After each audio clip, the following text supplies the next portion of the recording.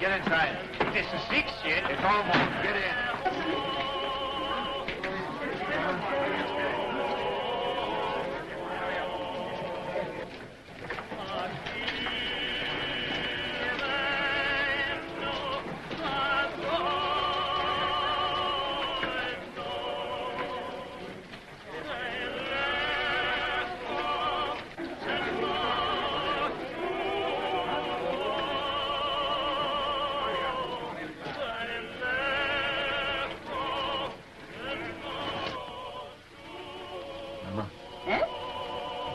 Locking up time.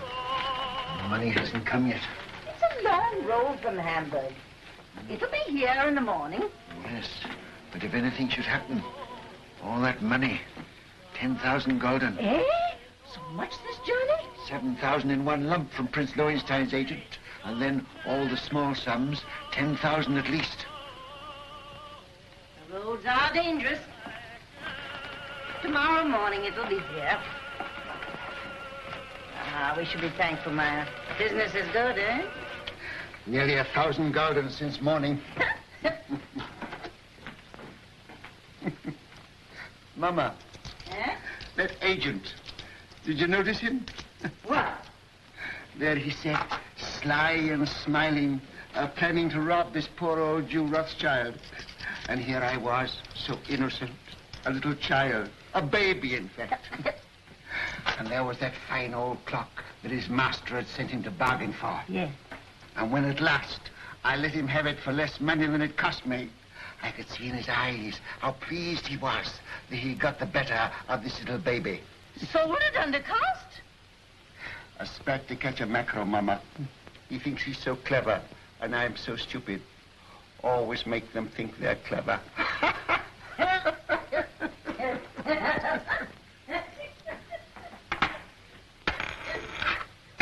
Mama! Eh? I've been robbed. Mayer! Bad. A whole gulden. A dead loss. Bad. Are you sure? Sometimes they're only cracked. You're right, Mayer. Who gave it you? Could it be that? That agent. And I gave him some wine, too. Some of the good wine. Mayer, he'll come again. Yes. He'll come again. And then, Mama, I catch my mackerel. Well, no one can ever say you don't deal fairly with your customers, Mayer. It pays in the end, Mama. Now finish your accounts and I'll lay the supper. All right, Mama. It won't be very long now. The roast is almost done. Smells good. Huh? Looks good, too.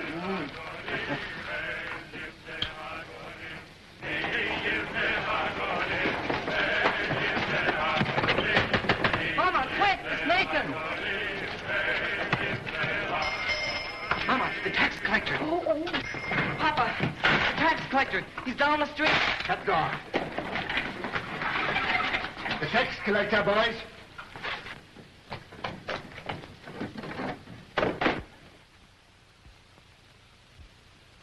Mama, put away the silver. I have.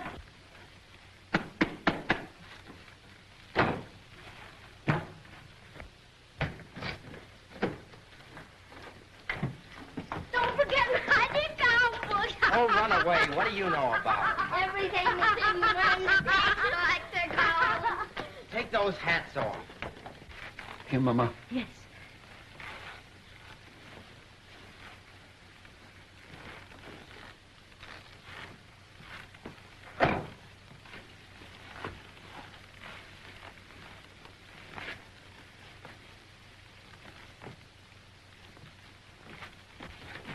Hurry up, Carl.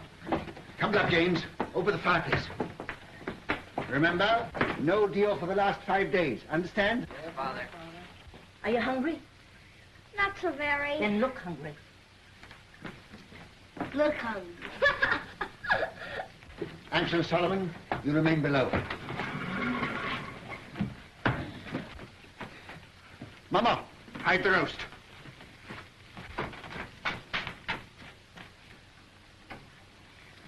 Get off, Dick.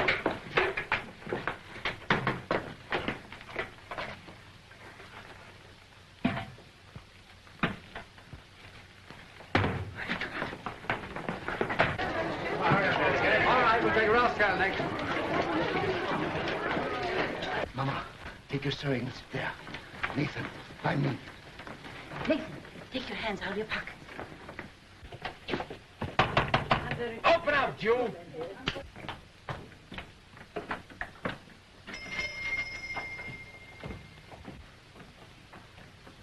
Who is it, Nathan? Alan Rothschild.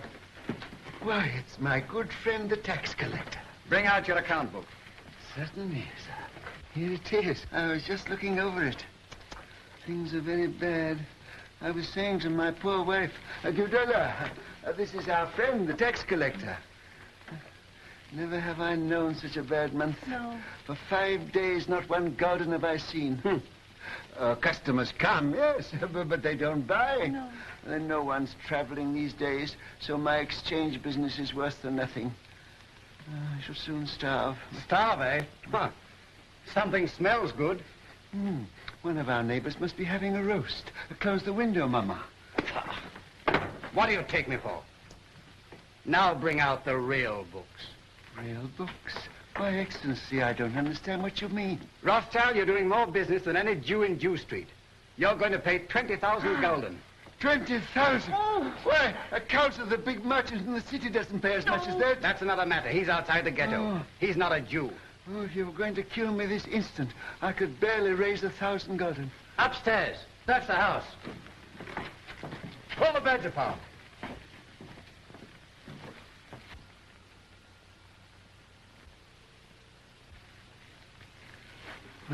I might perhaps raise 2,000 gulden. Very interesting. Oh, that. Nathan, lift up the trap door for the gentleman. Just some old stock. We have a little wine down there. Not very good wine, I'm afraid. Good wine costs money. But no account books, no gold, no jewels, I suppose. Jewels. I've had to give up dealing in jewels long ago. It needs capital. Shall I lead the way? You follow. At a distance.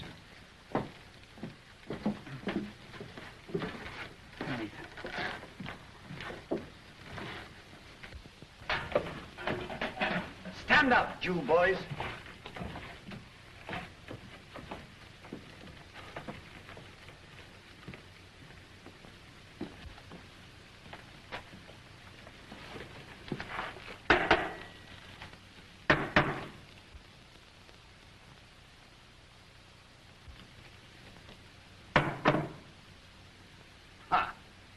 Wine. Fill up a cup. But that's green, Excellency. Do as I say. Oh, it had wine in it after all, eh?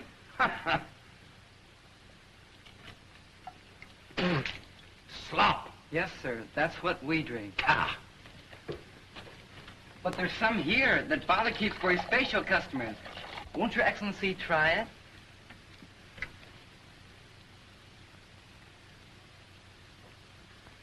Ah.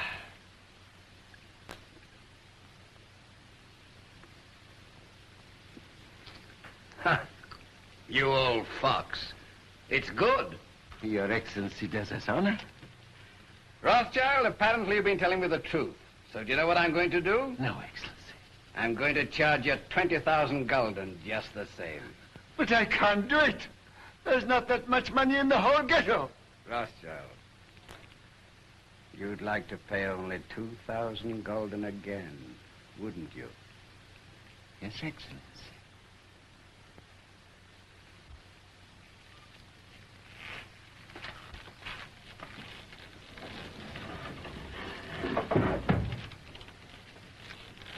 Now, what would it be worth to me if I put you down for 2,000 this time?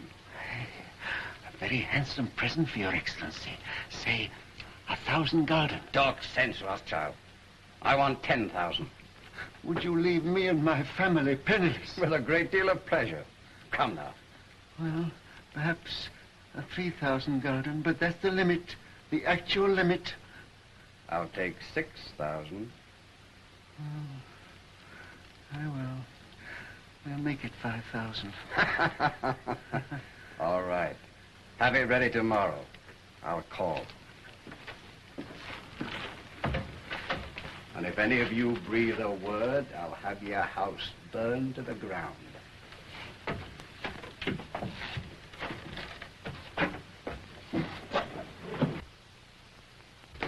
Boys, you did well. Nathan, you're a smart lad. That wine, Mama, you should have seen him. And after all, a 5,000 gulden isn't as bad as it might have been. No. But it is bad to have to pay away 5,000 gulden. Not as bad as having to pay away 20,000, Father. 6 o'clock, all Jews inside. Can't wait all night. Come on, let's get out of this ghetto. What? Shall I go after him? I'll let him go. Mr. Rothschild! Mr. Rothschild! What's the matter? What's happened? The man who was bringing your money from Hamburg has been waylaid by the tax agents outside the city. What? They heard he was bringing the money to Jew Street. They might have killed him, but he got away. He got away with the money? No, they got it, Mr. Rothschild. They got the money. What? All of it? Yes, all of it. You hear that, Mama? You hear that, all of you? 10,000 gulden. Our money that we worked for. Why doesn't the Almighty strike them dead? Papa, don't get excited. It's bad for you. Now listen, you are young. Your lives are before you. You've got to fight. Fight for yourselves. Fight for our people. Mama, I have to cheat the tax collector before my own children. Do you think I want to do that? I live honestly. I trade honestly. I want to be honest with them. But they won't let us. We are Jews, taxed to death. Forbidden to learn a trade, forbidden to own land. They keep us in chains. They send men here to rob us. So work and strive for money. Money is power. Money is the only weapon that the Jew has to defend himself with. Oh, Mama!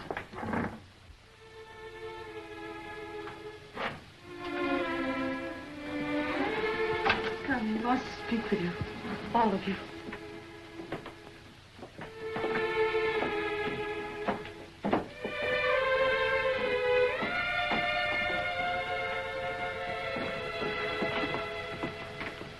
We're here, Papa.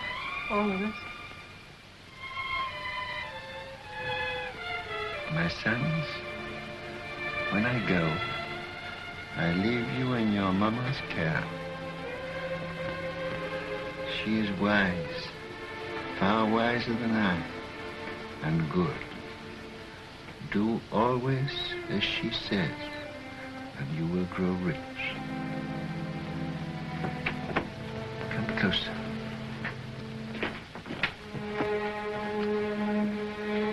Much money is lost through sending gold by coach from one country to another. In times of war, it is seized by the enemy. In times of peace, by thieves. You are 5 brothers. I want you each to start a banking business in a different country. One to go and open a house in Paris, one in Vienna, one in London. Choose the most important centers, so that when money is to be sent from here to London, let us say, you won't have to risk life and gold. Amshel, here in Frankfurt, will just send a letter to Nathan in London saying, pay so-and-so. And that will be offset by loans from London to Frankfurt. Understand? Yes, In your day, there will be many wars in Europe. And nations that have money to transport will come to the Rothschilds because it will be safe. Papa, you mustn't talk anymore. The doctor... I'm giving advice to our sons, Mama, that the doctor cannot give. Remember, unity is strength. All your lives you must stand by one another. No one brother must be allowed to fail while another brother succeeds. Your 5 banking houses may cover Europe, but you will be one firm, one family, the Rothschilds, who work always together. That will be your power. And when that power comes, remember the ghetto. I shall be here. I shall never leave the house where they were all born.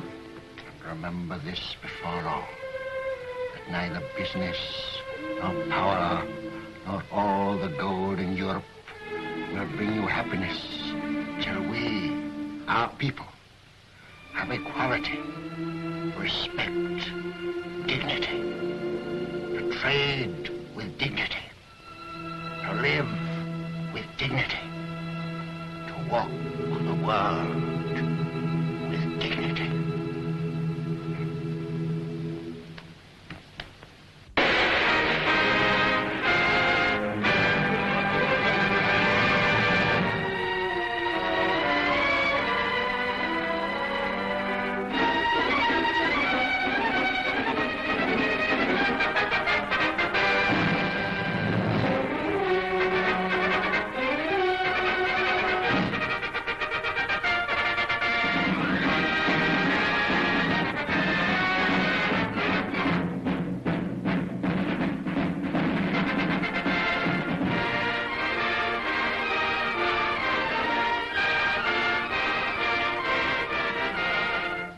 If Napoleon is to be beaten in the East, we must have 15 million florins immediately, and more later. I think it can be done, Prince Metternich, but I shall have to consult with my brother Nathan in London. Come, Solomon, can't you decide now? Your Highness is aware that the Rothschilds work as a family, and we've made Nathan our head.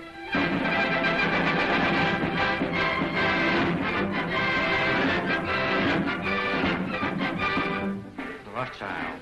There can be no peace in Europe as long as Napoleon controls Italy. 16 million ducats as soon as possible. If your Highness will keep the utmost secrecy, I will endeavor to obtain the consent of my brothers.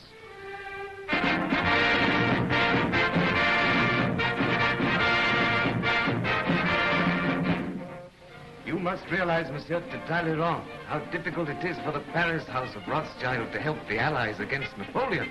My dear Monsieur James, I will be as secret as the grave. But we must have 50 million francs.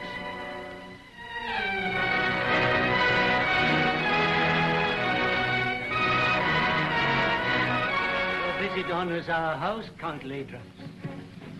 Quite aware of that, Alfred Rothschild. I wish no one to hear of it. Only necessity brings me here. The armies of Napoleon are already in Prussia. We've got to have 5 million gulden to drive them out. I will consult my brother. Ah, that's nonsense. It is an unbreakable rule, Your Excellency. The House of Rothschild never participates in a deal of this importance without the approval of all the partners. When that is impossible, my brother Nathan in London is permitted to make a decision.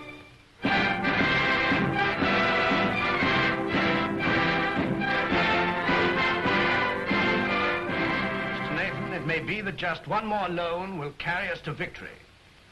You've been most generous, you and your brothers too. And I can assure you, sir, that His Majesty fully realizes that the House of Rothschild has already contributed 10 times as much as any other banking house in Europe. Captain Fitzroy arrived this morning from Wellington's headquarters, and he's told me how much the General appreciates what you've done. Lord Wellington's language on the battlefield can't be repeated, sir. But I've heard him declare that he wouldn't swap any one of those 5 Rothschilds for any 5 of Napoleon's brigade. May I tell the Prime Minister you agree to one more loan? Do you realize, gentlemen, that the Allies are drawing on us throughout Europe? It's money that wins wars. It's money that makes wars. With £5 million, we can hold Napoleon at bay. Mr. Harris, tell the Prime Minister I decline to raise £5 million to keep the Allies fighting Napoleon. I'm sorry. But you can tell Lord Wellington that the 5 Rothschilds will let him have 10 million if he'll guarantee to smash Napoleon. Oh, excuse my hat, gentlemen.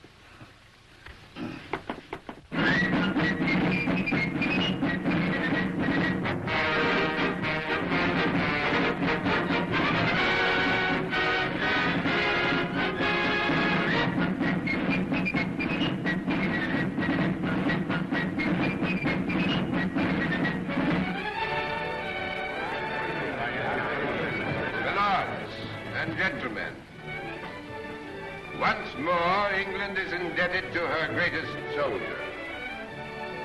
It is my privilege as Prime Minister to thank him on behalf of England for his glorious achievement.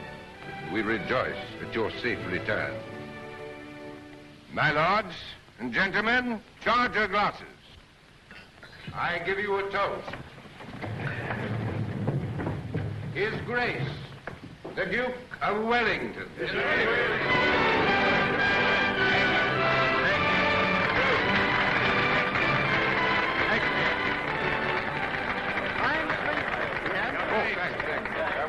Well, that's over. Empty. Who's got some snuff here? Yeah. England's the greatest soldier. Yeah, that's all right. May I shake your hand, Your Grace? Thank you. Yeah, here it is. Why wasn't Rothschild here? Now, some feeling. Wasn't he asked? Well, no, Your Grace. Some of these people... Wasn't the man who paid for these dash wars important enough? It wasn't a question of importance. Well, if he can't come here, I suppose we can still go there. Get Fitz. Yes, sir. Just as soon as I can get away, we're going to call on Nathan Rothschild. He ought to have been here. Dash light, I call it. More snuff. You know where the old boy lives? Very well indeed, sir. Oh, you young blackguard. I'd forgotten about that daughter of his.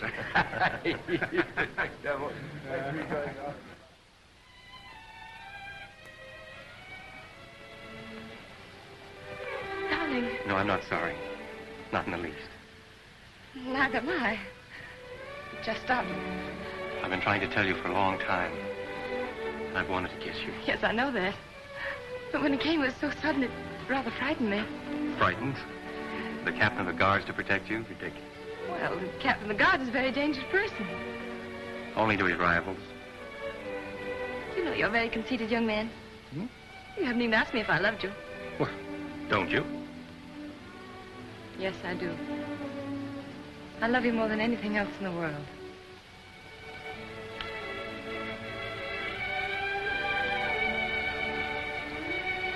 And then tonight, after I tuck the Duke into bed, I'll call on your father.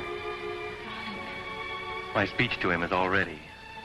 I've rehearsed it not less than 1,000 times. To trees at night, to guns, even to horses. I haven't gotten a refusal yet. I'm afraid it's not as simple as that. Some of those horses were pretty difficult customers. It's no use, darling. You're just dodging the real reason. You're being sweet and thoughtful again. But you're not making me forget that you're a Gentile and I'm a Jewess. Think of the shock to our families. This is no longer a family matter. Spitz and Julie.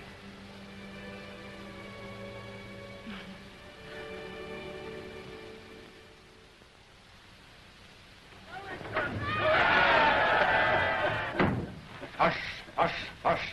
I've had that crowd at me heels all day. If they had any sense, it's you they'd be following around, not me. Oh, we Rothschilds have had just as big crowds following at our heels in Frankfurt, but not with cheers. Well, I'll cheer for you, gladly. And I hope one day Europe will realize she owes you something more than money. Well, my father was a man of peace. He told us never to loan money to make wars, always to end them.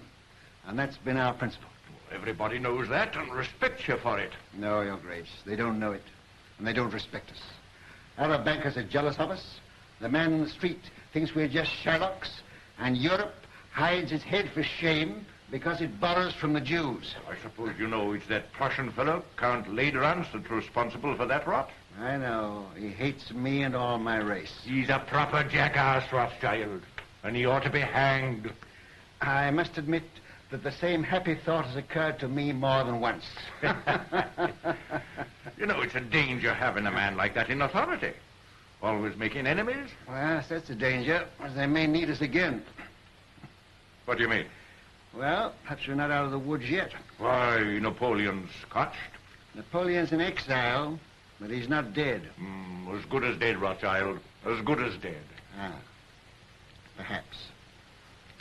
Another brandy, Your Grace. I've often thought it would have saved a lot of trouble if Napoleon had been born an Englishman. Oh. Where would I be then? Why, his commanding officer, of course. Oh, thank you. Sound brandy you've got here, Rothschild. To the peace of Europe. Well, I'm a soldier, but I'll drink to that. I see, Rothschild. A little secret. Mind you, I oughtn't to tell you this, but I just heard this morning that they are going to float a dash big loan to put France on her feet. An enormous loan. The biggest thing ever issued. Yes? Well, they've got to do something.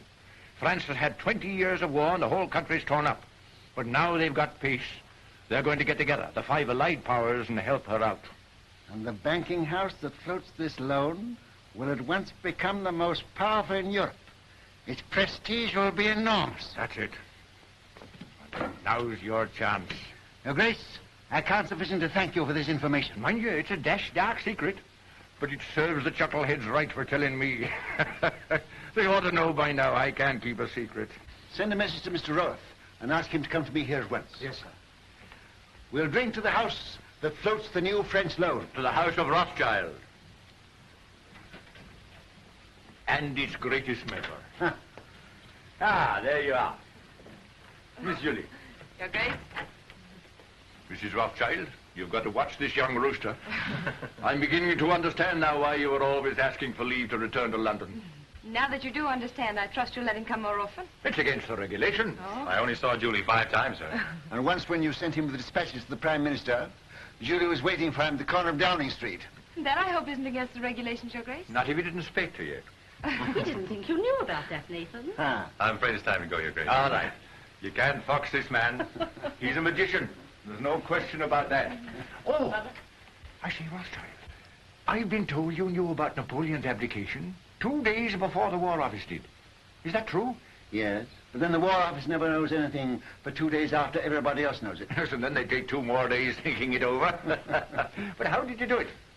They say Indians get things by putting their ears to the ground, but you are not an Indian, are you? No, just plain Jerusalem, with a heart of gold. Ah. Well, I know something about sending dispatches. My man Fitzroy here is the best at that.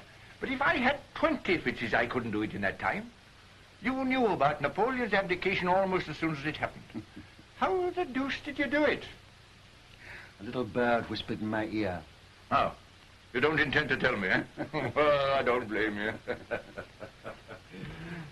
Fitz, we'd better go before he makes us disappear like rabbits in a hat. Mrs. Rothschild, you've a charming home. And a charming daughter. Your Grace. Hope that dash crowd's gone. Ah, thank you. Are they still there? And this is the man who faced the Grand Army. Hush, here, Fitzroy. Yes, sir. Brandy before the charge, always. Ah, there's military tactics for you. There's a young man who'll be a general someday. Thank you. Oh, goodbye, Rothschild. And remember, it's a dash dark secret. 1,000 thanks, Your Grace.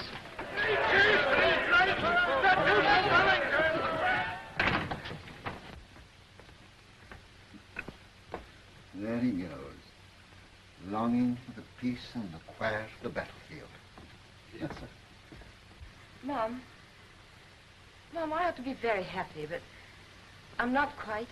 What is it, dear? Fitz says it's nobody's business but ours, just his and mine. But it's his wretched family I'm thinking of. You know, Mother, nearly all of his aunts are duchesses and countesses, and oh, I'm so afraid they'll turn up their noses. He doesn't object to our money, I hope. No, he says he's willing to overlook that. Oh, I'm glad to hear that. Father, please don't think of Fitz like that. Please don't. You're hurting her, Nathan. Isn't that rather cruel? Oh, no, it's my fault. I never told Father I really cared as much as I do. And you didn't either of you think I knew. We businessmen are not supposed to notice unimportant things like daughters and wives. You should know better than that, Hannah. Well, I knew she loved him, but we thought we'd tell you when you got to know him better. Julie, you know the tradition of our family. A Rothschild to marry a Rothschild. But I wasn't a Rothschild, Nathan. No, but you were Hannah. And you were one of our race. That's what frightens me, Mom. These dreadful prejudices. Could we bear it? Could Fitz bear it? I won't pretend, Julie, that I wouldn't rather you married one of your own people. It's a cruel barrier. Yes. But the world's changed a bit, especially in England. There's no Jew Street here. And they're lifting other chains from us, too. So, perhaps... Oh, no. No, don't say perhaps. Say yes. What do you think, Hannah? I think girls should be allowed to make their own choice. Ah, I'm not sure that I agree with you. Oh, but this girl, Father. Well, it's about the first time that I've known a Rothschild to make a bad bargain. You are a Rothschild. And the Duke of Wellington has told me that the Rothschilds did a great deal for Europe during the war. Now, what have your Fitzroys done? Nothing. Beyond repeatedly getting leave of absence from duty and showing an unaccountable interest in orchids. And a remarkable taste in women. That doesn't show strength of character. Any fool could fall in love with you. Oh, but not any fool could get your consent. He hasn't tried But yet. he will. And when he does, you'll see him. Oh, you darling. Here's Rose looking positively shocked. Don't go, Julie. Oh, but I must. I'm engaged. Where are you going, Julie? I'm going out to the orchid house. Look at the orchids. Rose, I sent for you because I have tremendous news. This message must go to each of my brothers at once. By what His Grace calls our magic. Great news. Yes, indeed.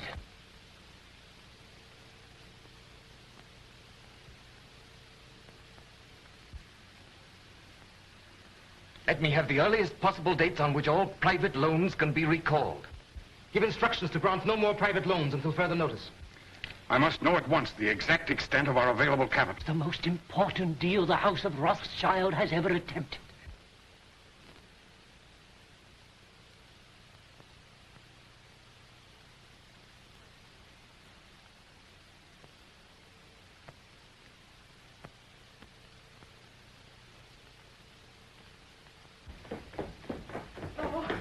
Let me look at you. Oh, you really look so very nice. I'm sure I don't know how they could refuse you anything you asked. I'm not depending entirely on my profile. Where's my hat? Oh, the carriage hasn't come yet? I'll take a hack. That's what I like to do. It always makes me feel so independent. Sure you won't let me put a little perfume on your handkerchief? Quite sure. You're so calm. Aren't you excited at all about getting this great loan? Who'll be there? Representatives of all the big banking houses in Europe. Baring will be there, of course. And the ministers of the countries interested, I suppose? I suppose so. Ladrance representing Prussia, Metternich from Austria, and the rest of them. Still, you feel pretty sure, sir, don't you? Sure of half of it, anyhow. I have private information that ours was the best bid. The largest loan in history. You know it's the proudest day of your life. The proudest day of my life happened 30 years ago. I shan't draw an easy breath. Don't worry. When I say that no other banking house in Europe can match our bid, I'm not guessing, I know. And now where's my hat? On your head, I believe. Where it should be. Where it shouldn't be in a lady's presence. I beg your pardon. To Downing Street and victory. Goodbye. Bye, Father. Good luck.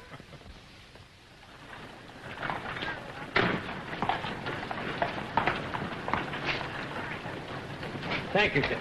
But, Mr. Rothschild, even your daughter, Miss Julie, pays me more than this, sir. Julie has a very rich father. I haven't.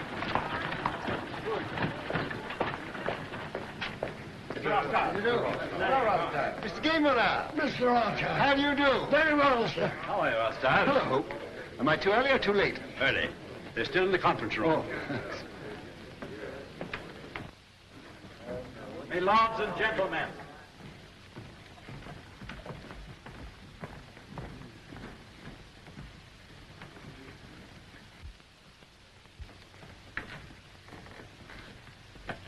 Your hat. Oh. Thank you, Mr. Baring. The meeting is called to order. Gentlemen, bids for a French loan for 450 million francs have been received and recorded. Offers to take all or a part of the issue of bonds, the greatest single issue in the history of European finance, were received from the following banking houses. J. Lafitte and Company, Paris. Gay Moulin, Vienna. Hope, London. Bertrand de Lis, Madrid. Baring and Company, London. It is the decision of the conference that the highest authoritative bid is that of Baring and Company, London. They will be awarded 3/4 of the issue at 71. There being no further... But you're mistaken, Mr. Harris, there is. Mr. Nathan Rothschild. I'm compelled, my lords and gentlemen, to draw your attention to what must certainly be an oversight. I regret to say, Mr. Rothschild, the decision must stand.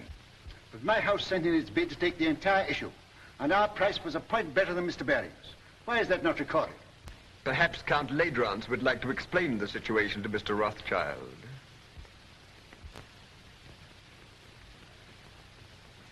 Your Excellency. Your bid was received, Mr. Rothschild. But to put it as delicately as possible, it was thrown out, shall we say, on a technicality. A technicality? What am I to understand by that? You are at liberty to give my statement any interpretation you choose.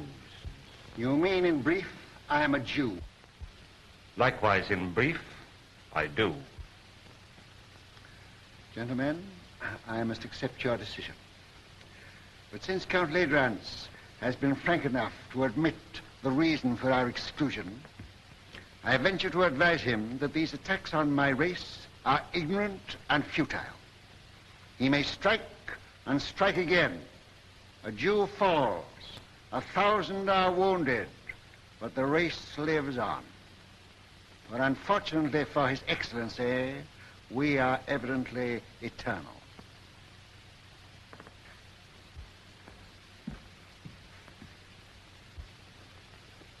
Mr. Harris, you say that Barings take 3/4 of the loan. May I ask who takes the other 1/4? That is being taken up by Count Ledrans, Prince Metternich, Count Talleyrand. I see. A family party. Good day, gentlemen.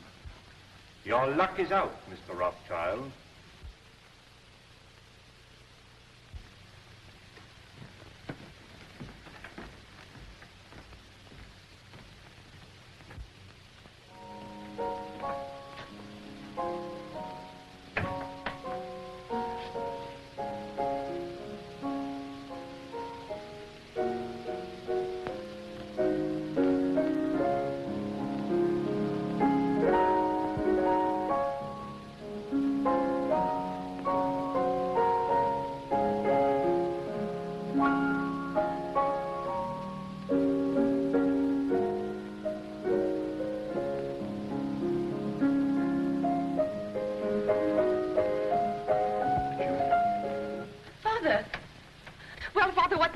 How stands the House of Rothschild? Well, they've been throwing stones at it. And I'm afraid some of the stones went wild and hit you, Julie. What do you mean? I've just come from a meeting of men in society, the kind of society to which Fitzroy belongs. And they stoned me because I'm a Jew. Fitzroy isn't that sort. Julie, you must give him up. Give him up? I can't. I know best. But you don't love him, I do. Will he continue to love you? Father, this isn't like you. You've always fought for what you wanted and got it. Well, perhaps I'm a fighter, too. This fight's been going on for 2,000 years. But things are changing. You said so yourself. I was a fool. I thought we'd swept away these prejudices, but I was a fool. Fitz knows what he's doing. We've talked this thing all over. We're ready to face the consequences. While you're young. But what are the years to come? There's no one else in the world for me but Fitz, and I won't give him up. Well, Nathan, what is it? They didn't outbid you. Yes. My bid was thrown out on a technicality. A technicality? Because I'm a Jew. But they did me a great service. They showed me just how they were going to behave to Julie if she married into their set. You'll do as I bid you. I'll try, Father. Nathan, what have you said to her? You can't ruin their lives. No, I'm going to save them. Hannah, she mustn't continue to see this man.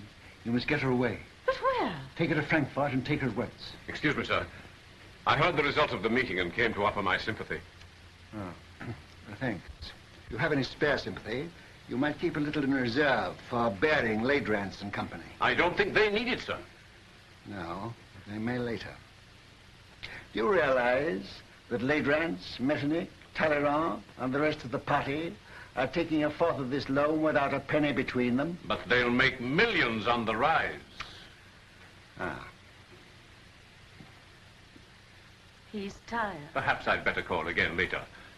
Ralph, if you could buy government 4% bonds at 60, would you pay 74 for them?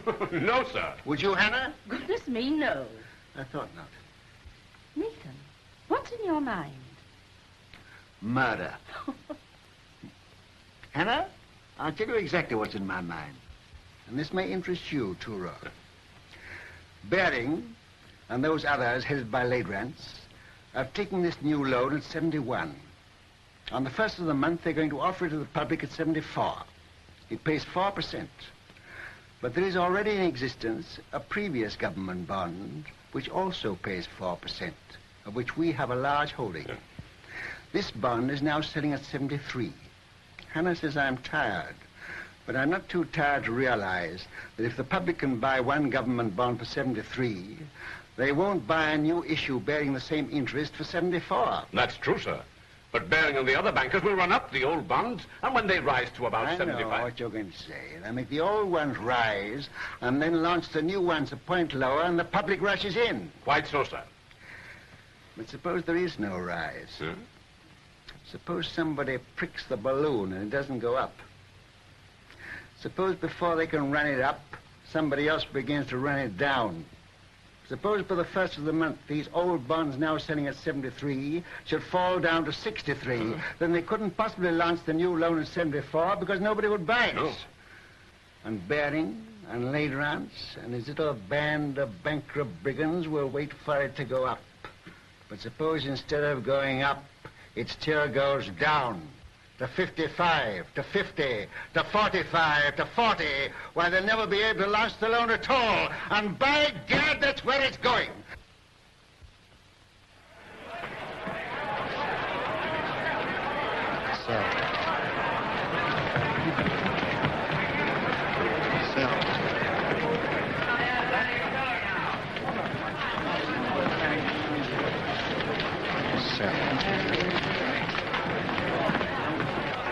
Look at Rothschild. You'd think he was selling apples instead of government bonds. Bonds are now at 53. All right. I'll keep on selling till I tell you to stop. You're creating something like a panic on the exchange, sir. I know. What kind of a flower is this that Hannah gave me this morning? I don't know, sir. Very pretty. It smells nice, too.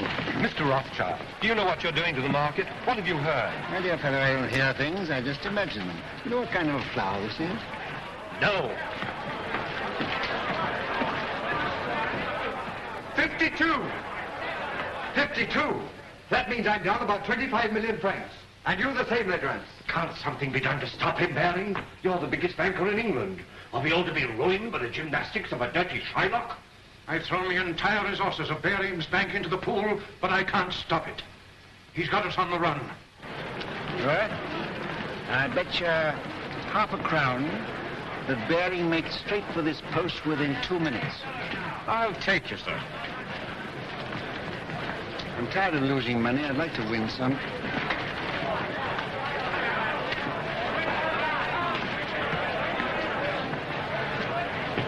You're a magician, sir. Here he is. Mr. Rothschild, I don't have to tell you this is nothing less than slaughter. You know my position. I'm responsible for this new issue at 71, and you're making it impossible for me to put it on the market. We're both bankers. You knew I ought to have had a share of this loan. Why did you shut me out? Certain pressure was brought to bear on me. Ha! Ladrans. Well, yes. Then let Ladrans speak for himself. All right, Mr. Baring. I'll come. I'll follow you.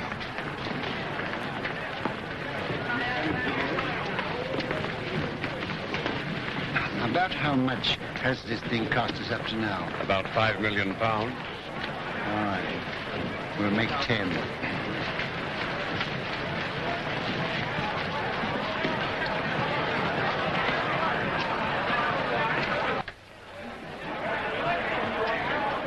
I hope I haven't kept you waiting, gentlemen, because I know you must all be very busy.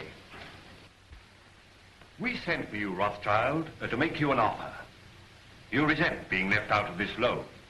Mr. Baring, as you know, holds 3/4 of it. He's prepared to part with half of that to you. Will that satisfy you? What about the other quarter? That, as you know, is held by us. Oh, yes, you bought it at 71. Well, we're responsible for it.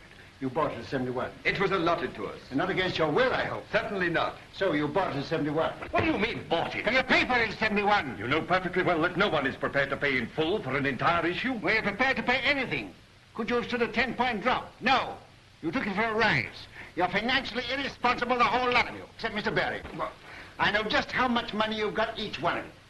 And if I like to hold down the market till after the first of the month, and I can, you're all ruined and dishonored. including Baring's Bank. Now, I'll rescue you on one condition. That you pass me the entire issue at 68. That's impossible. Now, what excuse can we offer to the public? Just say it was found necessary. On what grounds? Oh, on a technicality. No. Very well. Wait, please. We have to deal with Mr. Rothschild. Under the circumstances, I consider his offer a generous one. And as the head of the House of Baring, I insist on Mr. Rothschild's terms being accepted. What? Are you going to take it off our hands, Rothschild? That's uncommon good of you. Hey, Count Road. Are you also on the preferred list? Yes, but I much prefer to be off of it. Well, we've no choice. I accept. I say yes without hesitation. Complete Rance? Very well. To save time, I had this little contract drawn, which I shall ask you gentlemen to sign.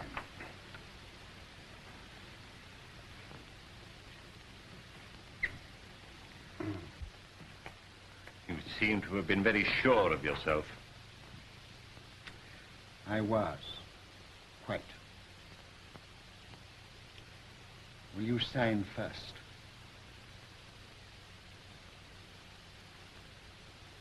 $49.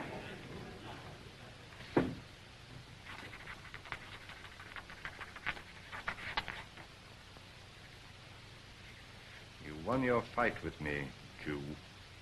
But remember, victory may be bought too dearly.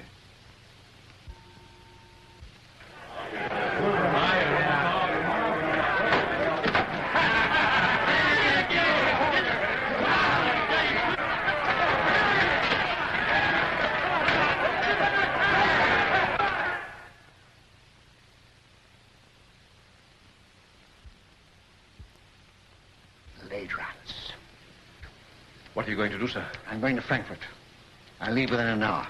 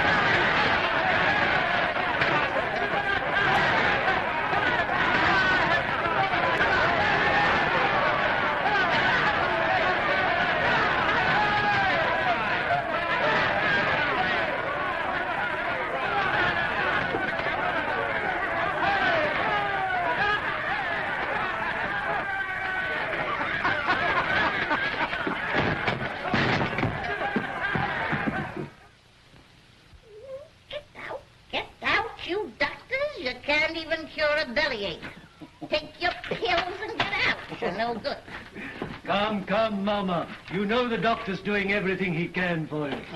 You must remember, Mrs. Rothschild, you are 88 years old, and I can't make you any younger. I'm not asking you to make me any younger. I'm asking you to make me older. She's better. She's insulting people.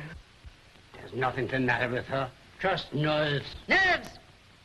Do you think I'm afraid of that rabble? I've had 88 years of this, and I'm not dead yet.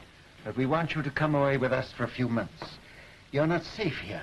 I was born here, and I'll die here. And that won't be soon, either. I'll live a dozen years yet.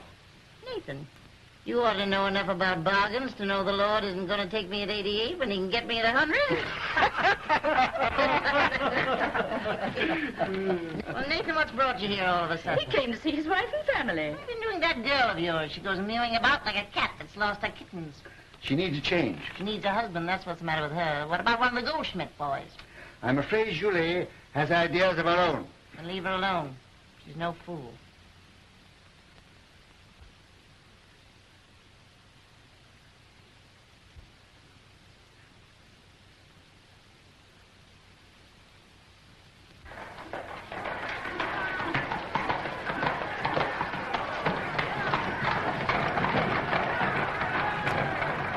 Can you tell me which is the Rothschild house? Yeah.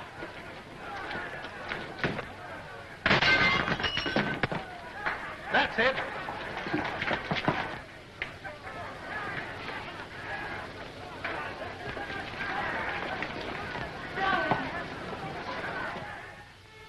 What's the use of our pretending? I don't pretend to Father. He knows exactly how I feel. But you see, darling, he's determined, too. But you know we can't give each other up. Sending you away from me only makes matters worse. Did you tell him you'd give me up? I told him I'd try. I don't seem to be trying very hard, do I?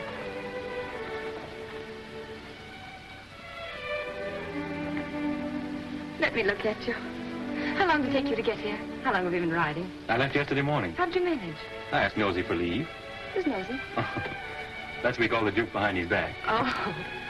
I think he guessed where I was bound for. Mm-hmm. Anyhow, he said yes. Mm-hmm. Of course, I'd no idea your father was here. No, of course not. What are we going to do? I'm going to see him and have it out. Fitz. Oh, darling. Won't you see this through with me somehow? I've got you and I'm going to keep you.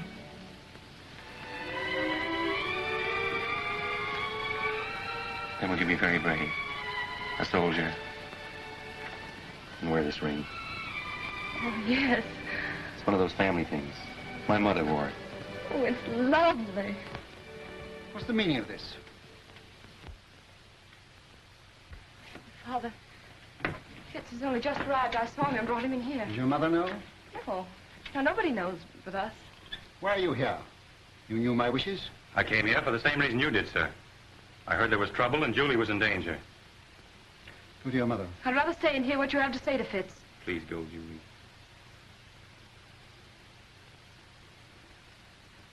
It's no use, Father.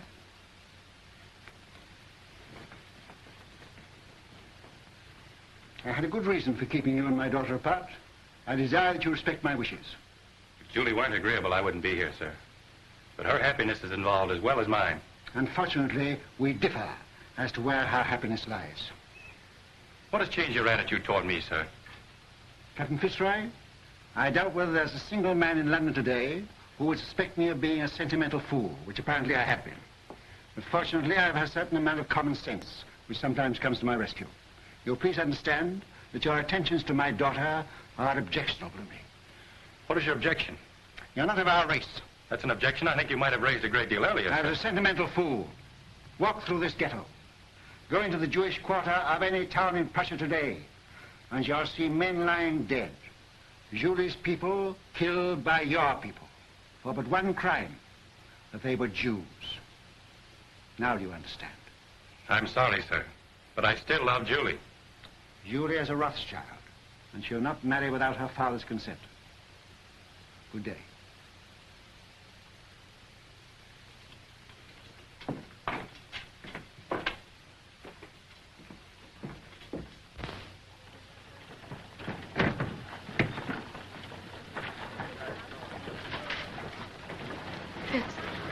Fitz, no matter what happens, no matter even if what Father says is true, I love you. Always.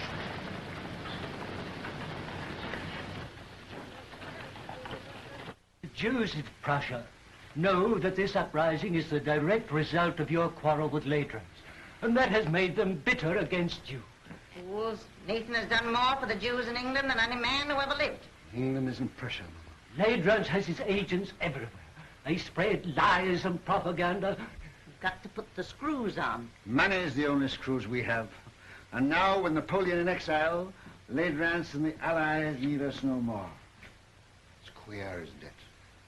We fight for the peace of Europe, and with peace, we lose our power. Well, you've got to do something. They burned down the Levy's house last night, and they burned down this one if they dared, but they're afraid of me. You tell all those kings and ministers you feed that if they don't stop this outrage, you'll stop their pocket money. If I thought Ladrans would listen, if I thought I could make him call off his dogs, I'd go to him. But now, don't worry, Nathan, and make yourself sick. The Lord isn't going to desert us. So take a rest. Leave the work to him. If there was only some way you could handle Ladrans. For the sake of our Jewish people, I think you should go to him, Nathan. Grovel at his feet, eh? All right. If you think so, I'll go. He must have his price, and whatever it is, I'll pay it.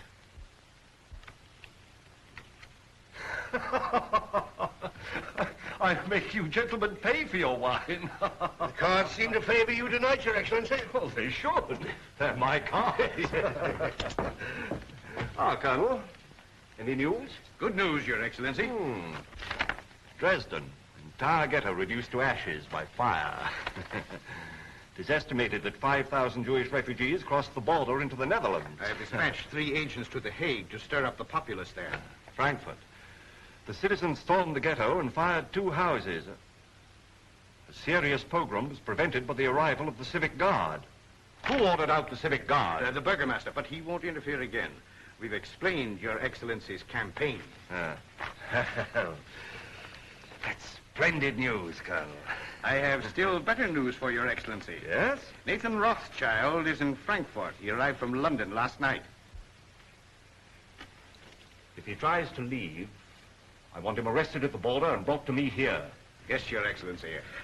Upon what grounds? Make your own grounds. Yes, Your Excellency. The House of Rothschild. The house with the red shield. I'll make it red.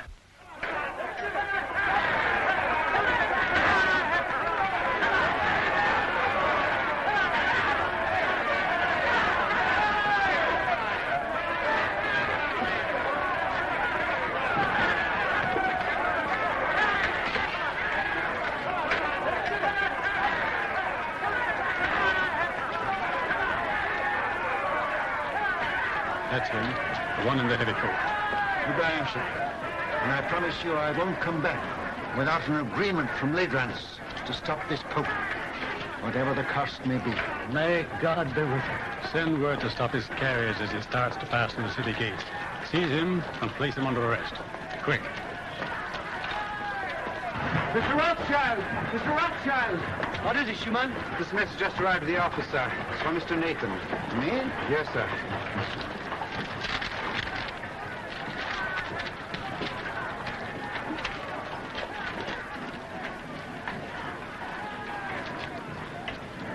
What is it?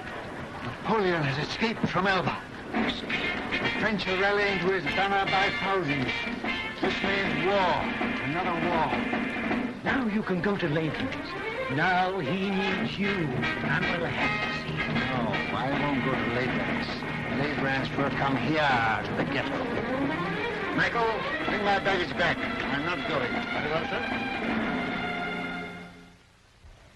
Of course, Wellington, I'm Prime Minister, but you're the idol of the people. My dear fella, I'm going to retire quietly to the country, surrounded by me dogs and me books and... Yes? For his grace. Ah, for me, eh? Will you excuse me? Yes, yes, yes. Ah! That blasted little Corsican is back. What? Ladrans. I gave orders not to be disturbed. It's important, sir. Word has just reached us. Napoleon has escaped and is in France mobilizing his army.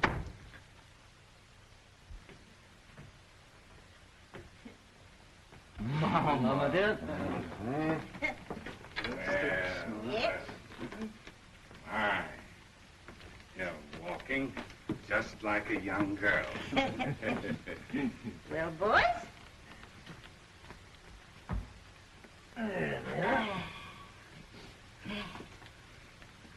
Here. Let's have another look at it. Well, you're all growing up, aren't you?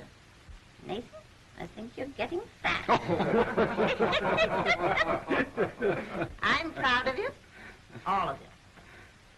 Your father would have been 92 today.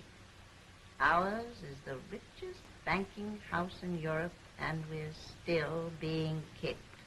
It looks as though we haven't played our cards very well, doesn't it? Perhaps we haven't. I'm not criticizing. I think we're open to criticism, Mama.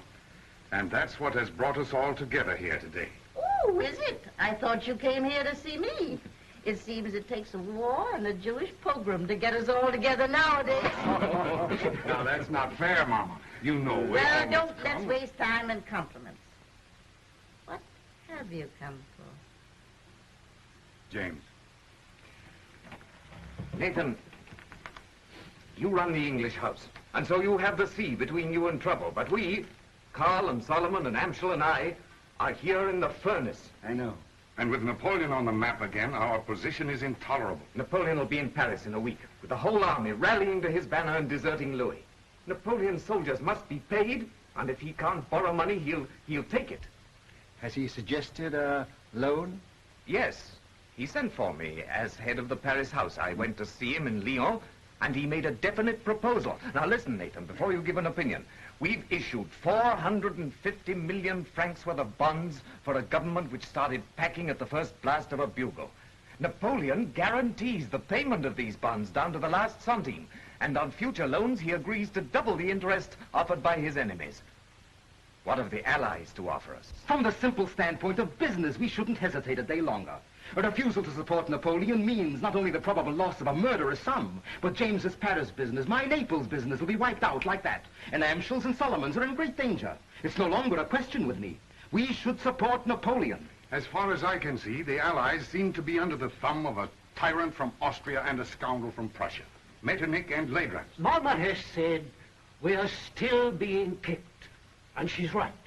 For a quarter of a century we have stood with the Allies, and apart from what we've got out of it personally, houses, fine clothes, carriages, as Jews, we are just where we started, in the Jew street, waiting for the change to be put up.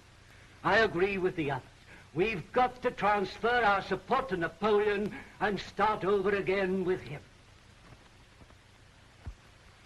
Well, son? You're right, all of you. Every word you've said is true. But still, we must fight Napoleon. Why? Well, because we're the Rothschilds. For the time being, anyway, we're something more than 5 rich Jews looking for the main chance. We know, the world knows, that until Napoleon is gone forever, there can be no peace in Europe for Jew or Gentile. You can't deny it, any of you. We've got to take the risk. We've got to swallow our pride, to stomach our resentment. We've got to go against every normal, selfish impulse in us and do what is right for the world. We can go hand in hand with Napoleon and spread this war over years. We can pay for fire and blood till all Europe is a slaughterhouse. And the Jew would stand as a pawnbroker in lives. We can't do it. We must stand as we've always stood. Not for war, but for peace. And if we all go down, we'll go down with honor. We leave no shame anywhere.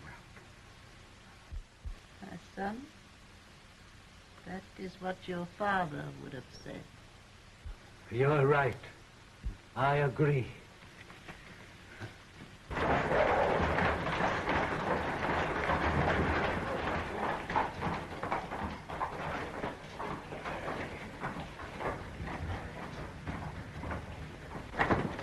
The House with the Red Shield, Your Excellency.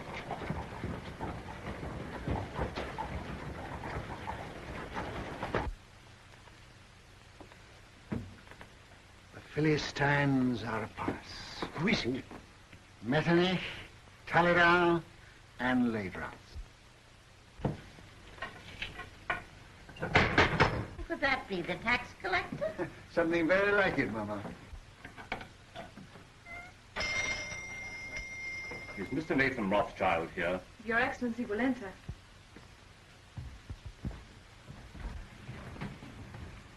Lords, this is a great pleasure. But how did you find your way? The Duke of Wellington was kind enough to supply us with a guide, Captain Fitzroy, who has, I believe, been here before. Won't you come in? My brothers and I were speaking of you only this moment. Prince Metternich. I won't burden you with introductions, except perhaps to my mother, who was startled by your arrival. She thought you were the tax collector, Count Ledrans. Welcome to our ghetto. You will forgive this unexpected visit. Certainly. We were expecting it. Then we may assume you know precisely why we are here. Not the precise amount, but approximately. May I congratulate you on your brilliant son, Madame Rothschild. Yes, I'm told I'm the mother of half the loans in Europe. I am here at the request of the Duke of Wellington and the Allied governments. In that case, my brothers, too, are interested. Won't you sit down? We will not intrude very long. Well, you're chained in at 6. Speaking for myself, I admit that I come as a penitent. We've not always treated you quite fairly, Nathan. And now, frankly, we need you. You should join Wellington on the field of battle.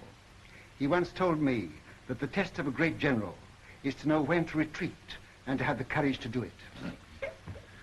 The Allies need money. Now, we're not asking you to give anything. You're money lenders, and you'll get your interest. You sure of that? Don't you trust the powers? No, Austria's bankrupt. France is already in the hands of Napoleon. And so is Italy. Why don't you go to the other bankers? Your own bankers. You have not sufficient capital. You mean they won't take the chance? What if Napoleon wins? I suppose there must be a certain amount of risk in your business. No, we ask security. What security can you offer us? Ah, then don't say you're not asking us to give anything. You're asking us to give a great deal. I see no reason for prolonging this meeting. As you say, we are moneylenders, not philanthropists. We do it for profit. You may as well know that Napoleon has offered us twice as much as you can promise us, and we've decided to take his offer. Gone over to the enemy, eh? I must admit, I'm amazed. How will Napoleon get the money to pay you? Steal it. But that's not our business. I always thought you stood for peace. For 20 years, we've been supporting the peace of Europe. Now we're thinking of the peace of our own people. The Jews? Yes. Napoleon will give us our freedom. That's why we are for Napoleon.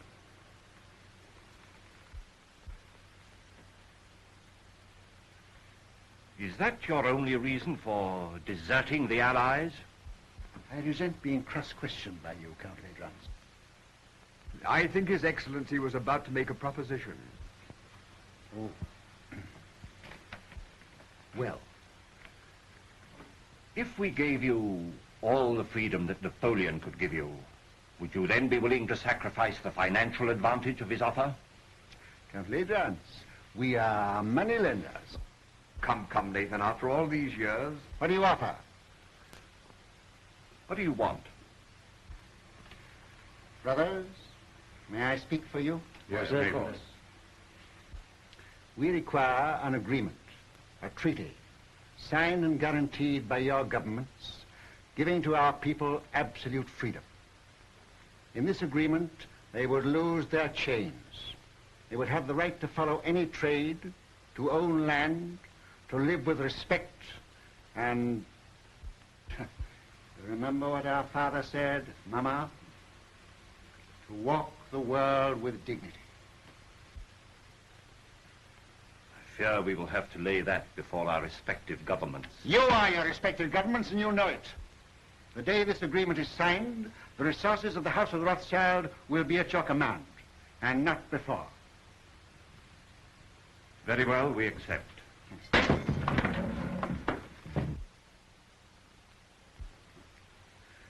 Pray excuse this, my lords. Some Gentile has evidently strayed into our quarter.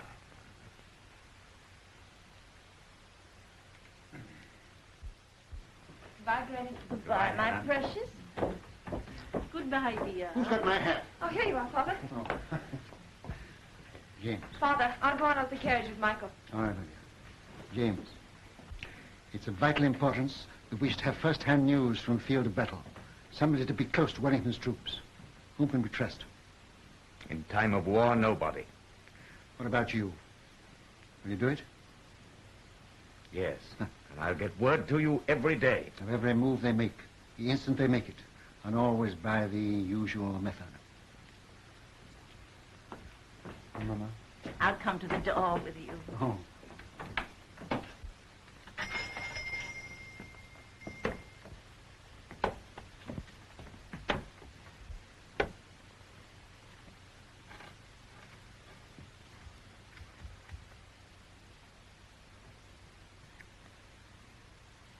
won't let it be a long war, will you?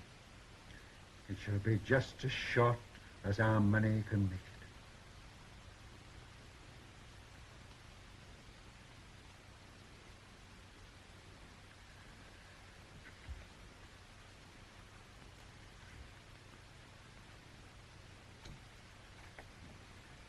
Good luck. Goodbye, Mama.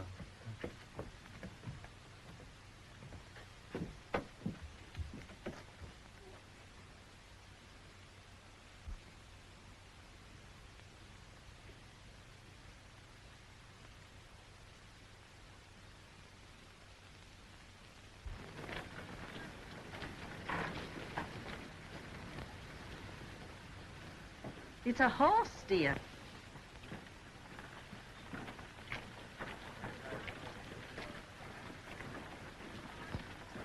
This time I'm here by command of the Duke of Wellington, sir.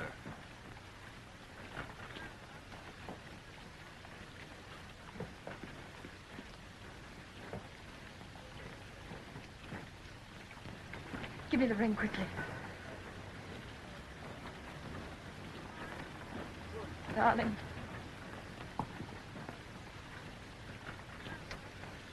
Well,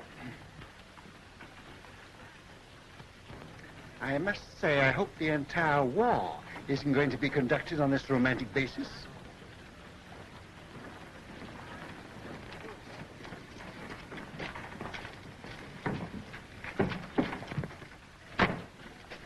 Seven Fitzroy, I give Napoleon 100 days, no longer. If at the end of that time you're still alive, and you seem to be the type of young man that can't be killed, you can come and talk to me in London. Thank you, sir. I shall count the days.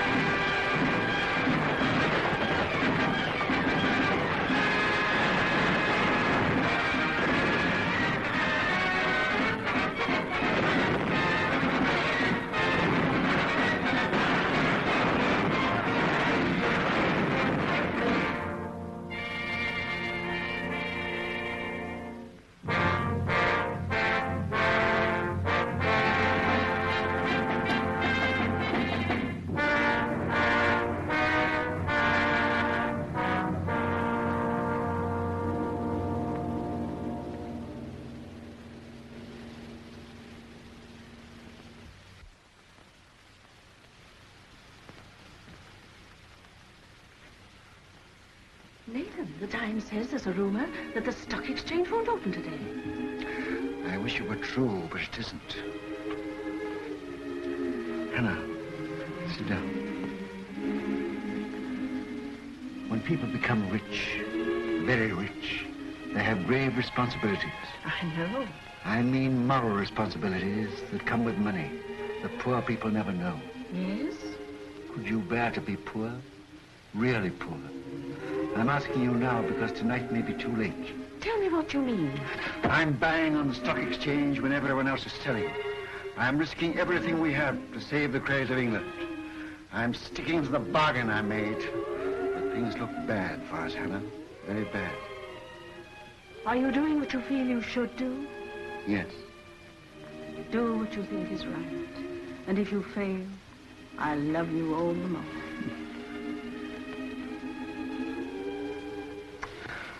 And whatever happens, with your love and your flower in my buttonhole, I'll still be the richest man in the world. Father, Mr. Ross brought a message. May we hear it? It just came, sir. I thought you should have it before going to the exchange.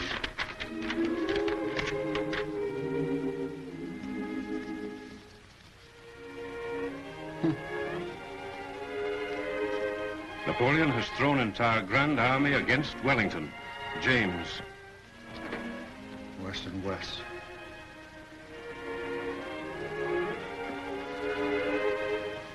Poor shoe lady.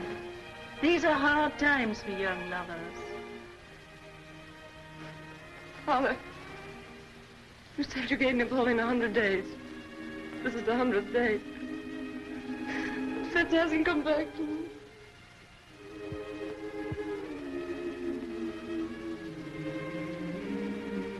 Remember, I'm a magician. My day may be over, but I know there's a message of love and hope on its way for you.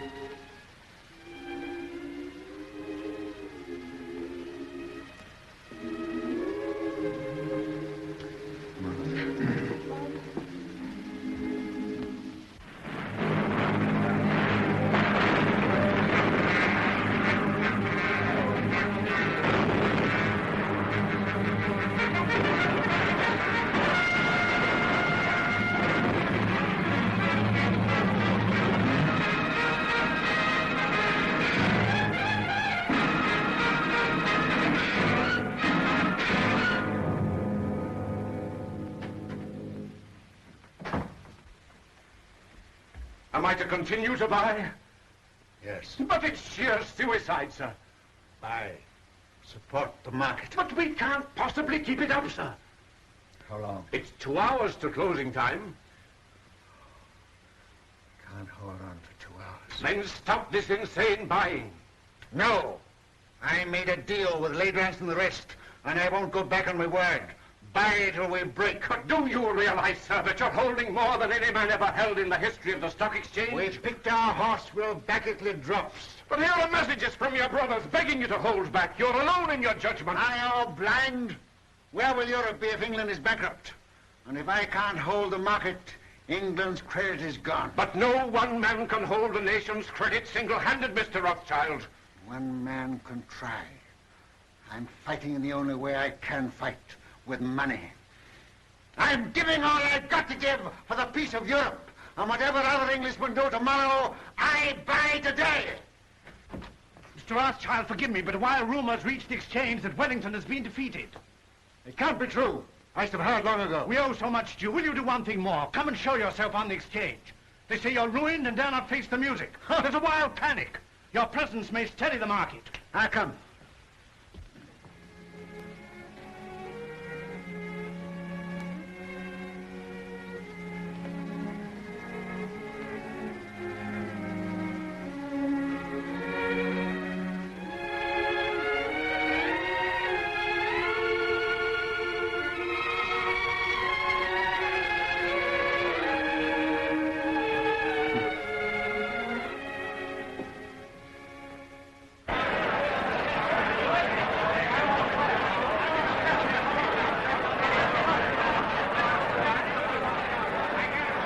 Too late, Mr. Rothschild.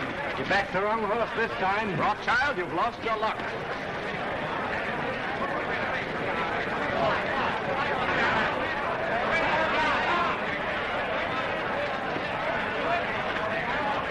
Michael. Buy. Yes, buy. Have you had any news? What do you think about this rumor? I don't listen to rumors, Mr. Baring. You hear what they say? Wellington defeated. You mind telling me what you're going to do? I have no objection to all London knowing what I'm going to do. I'm buying.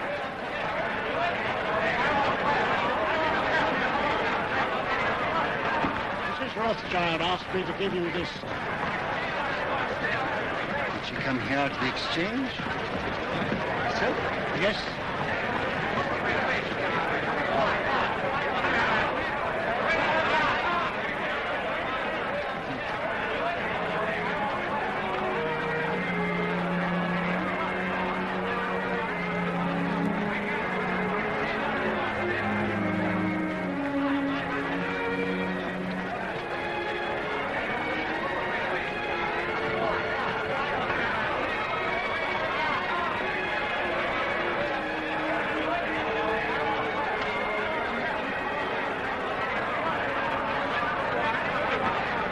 Look at Rothschild. Did you ever see such a cold-blooded fish? Puts a flower in his coat as he stands on the scaffold with a rope around his neck. News. Just arrived.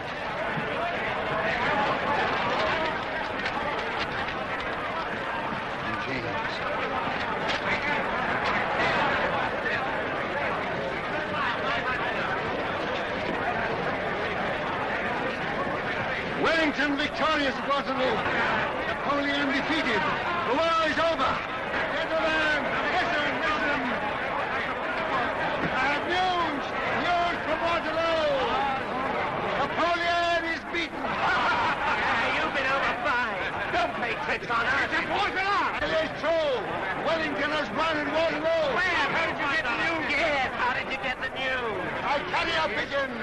My pigeon post from the battlefield. Now you know our secret. Now will you buy? Buy with every security you have. Buy without security. Buy with your clothes on your back. Buy.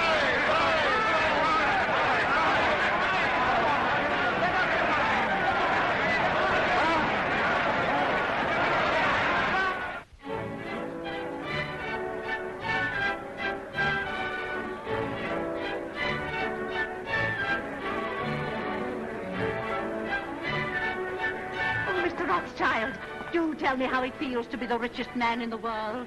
One has to be very clever to make a fortune these days. Perhaps, but far more clever to keep it. Really? Well, I wish you'd tell me how to make money on the stock exchange. What's the recipe? Oh, same as for a cold bath. Quick in and quick out. Excuse me.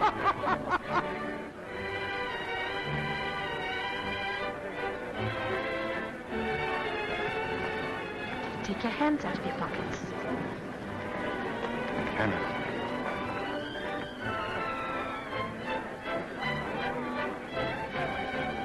Strange, isn't it? If young people like that should be just as interested in romance as you and I. May I congratulate you, young people? Thank you, Your Grace. Nathan, you're worried about something. Yes, Hannah, I am. I'm confoundedly worried. What is it? Well, Mr. Rothschild, my congratulations. Harry, George, just the man I wanted to see. I'm very worried. Which knee do I kneel on when I go before His Royal Highness?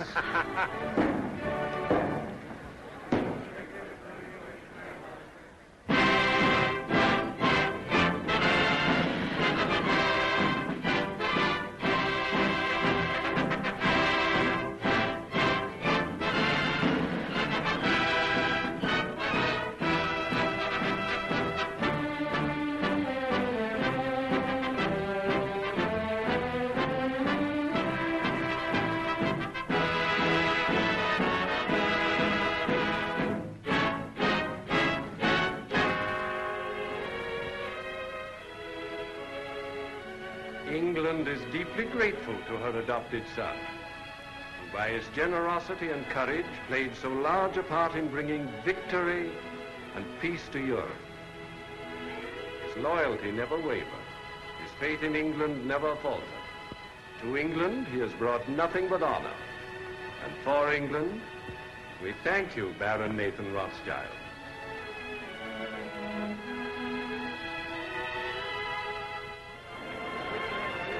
Hannah, I used the wrong knee.